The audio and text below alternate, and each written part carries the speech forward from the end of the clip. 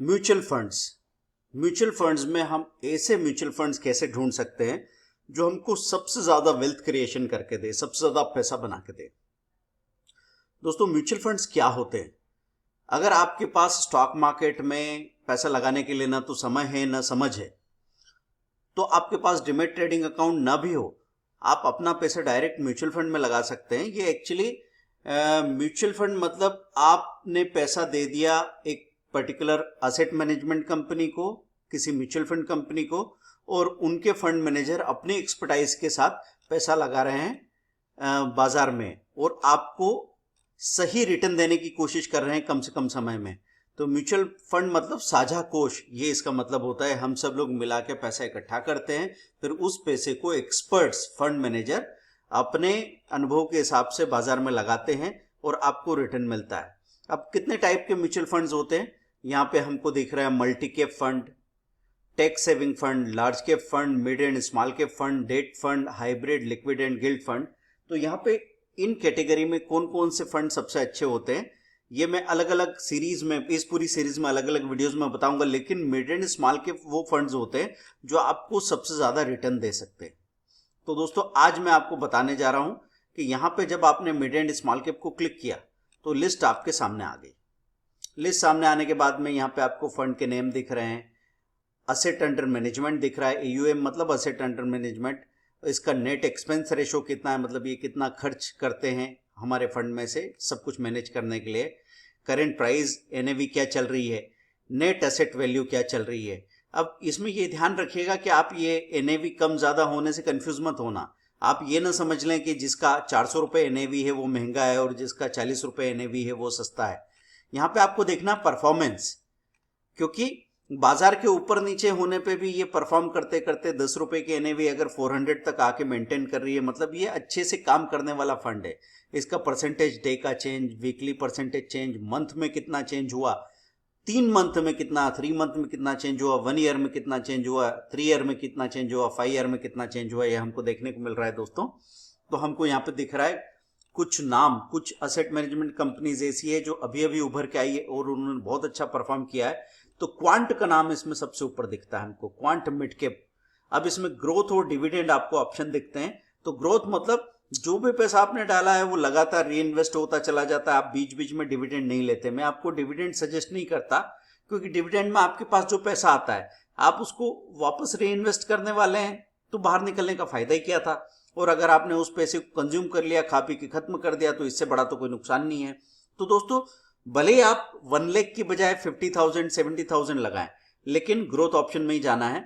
अब यहाँ पे मुझे क्वांट मिड कैप फंड में दिख रहा है 1 ईयर का रिटर्न 17%, 3 ईयर का रिटर्न 38% और 5 ईयर्स का रिटर्न 20%। तो 5 ईयर में 20% का रिटर्न बहुत होता है दोस्तों। 72 रूल के हिसाब से अगर मैं उसको 20 से डिवाइड करता हूं तो कितने साल में पैसा डबल हो रहा है? 3.5 साल, 4 साल में आपका पैसा डबल हो रहा है। जो 11 साल में FD डबल करती वो काम यहाँ पे 3.5 साल में हो गया। ज्यादा से ज्यादा 4 इयर्स मान लूं, तो अब होगा क्या, 4 इयर्स में अगर डबल हो गया तो अगले 4 इयर्स में वो एक्सपोनेंशियली ग्रो करेगा ना, तो डबल का वो 4 टाइम्स हो जाएगा और उसके आगे 16 टाइम्स होने में टाइम नहीं लगेगा। तो ऐसे करके वेल्थ क्रिएशन होता है। मैं अगर इसको क्लिक करना चाहूं, अब यहाँ पे क्वांट मिड कैप दिख रहा है, क्वांट स्मॉल कैप दिख रहा है, बड़ौदा BNP मिड कैप दिख रहा है और टाटा स्मॉल कैप फंड दिख रहा है। अब मैं क्वांट को क्लिक करता हूं तो मुझे इस फंड की सारी डिटेल यहाँ पे देखने को मिल सकती है। तो इसका चार्ट यहाँ पे नजर आ रहा है। चार्ट में 2 चीजें दिख रही है, अलग अलग कलर। ये 2 कलर कौन कौन से हैं? आपको एक दिख रहा है BSE मिड कैप इंडेक्स का ग्रीन कलर और ये फंड का कलर। तो आपने देखा पहले ये अंडर परफॉर्म कर रहा था, ये BSE मिड कैप से नीचे था, लेकिन बाद में ये ब्लू लाइन ऊपर चली गई, ये आउट परफॉर्म करने लगा है।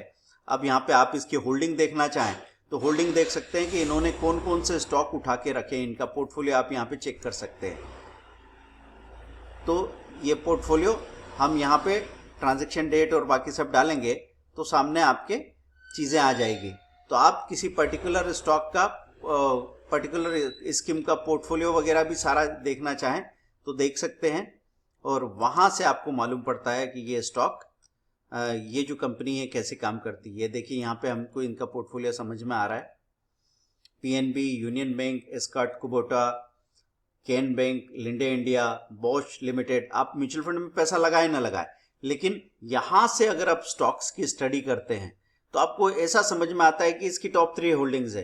अब इसमें ऊपर 2 बैंक है तो इसमें से किसी एक को, जिसका आपको फंडामेंटल अच्छा है, उसको चुना जा सकता है। दूसरे सेक्टर की दूसरी चीजें, जैसे एस्कॉर्ट को ले लिया, बाद में हमने लिंडे इंडिया को ले लिया, जाके एस्कॉर्ट का डिटेल चेक किया, जाके इसी साइट में हमको सारी चीजें दिखती है, तो एस्कॉर्ट को क्लिक किया मैंने तो हमको ट्रेंड लाइन में पता लग जाएगा कि ये स्ट्रांग परफॉर्मर है या मिड रेंज परफॉर्मर है, और उस हिसाब से हम डिसाइड कर सकते हैं।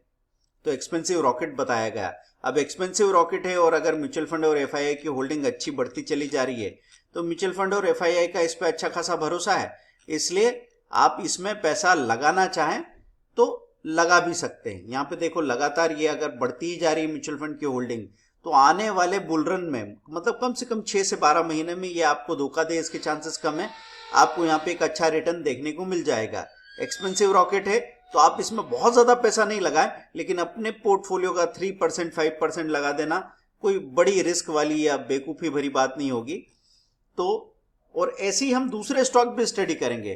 तो दोस्तों, आपने क्या देखा कि कैसे आप मिड एंड स्मॉल कैप के सबसे अच्छे स्टॉक यहाँ पे चुन सकते हैं। कहां से आप जाते हैं, म्यूचुअल फंड सेक्शन में आप जाते हैं और वहां पे आप ये सारे सही फंड चुनने की कोशिश करते हैं। ये मिड एंड स्मॉल कैप में मैं गया, फिर से मैंने आपको बताया एंट्री करके। अब यहाँ पे जब चुनाव हम कर रहे थे तो यहाँ पे चेकलिस्ट स्कोर बाय 100, इसमें हम सबसे पहले वो स्कोर चुनते हैं। सबसे ज्यादा स्कोर 78 आ रहा है तो क्वांट मिड कैप को सबसे अच्छी क्वालिटी का स्टॉक मानेंगे। अब आपको यहाँ पे 5 ईयर 1 ईयर आसानी से नहीं मिलेगा क्योंकि वो कॉलम वहां पे दब रहे हैं। आप यहाँ पे राइट साइड में इसको स्लाइडर को मूव किया तो अब आपको ये 3 ईयर 5 ईयर का रिटर्न देखने को मिल रहा है। तो अगर कोई मिड कैप और स्मॉल कैप फंड 3 साल स्मॉल कैप अच्छे से परफॉर्म नहीं किए, अभी पहले परफॉर्म किए थे, अभी पिछले साल स्मॉल कैप में 15% माइनस है, तो भी अगर कोई फंड यहाँ परफॉर्म कर रहा है तो आने वाले 2 सालों में ये जबरदस्त परफॉर्म कर सकता है दोस्तों। तो यहाँ पे एक प्रिंसिपल ध्यान में रखें, low risk low return, medium risk medium return और हाई रिस्क हाई रिटर्न।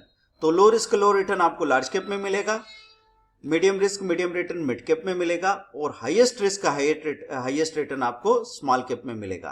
तो आप यहाँ पे देख सकते हैं 5 सालों का ये स्मॉल कैप का रिटर्न कैसा होता है।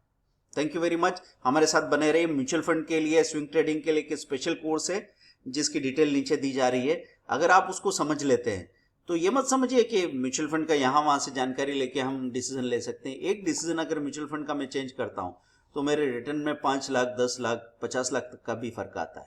तो दोस्तों, कोशिश कीजिए कि जितना वेल इन्फॉर्म्ड आप हो सके।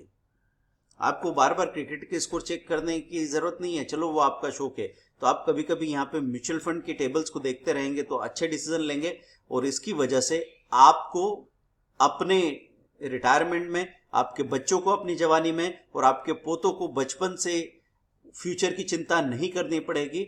आप एक विरासत छोड़ के जा सकते हैं और ये बिल्कुल श्योर बात है। तो मिशन 100 करोड़ में आपका स्वागत है, बस सीखना पड़ेगा। Thank you.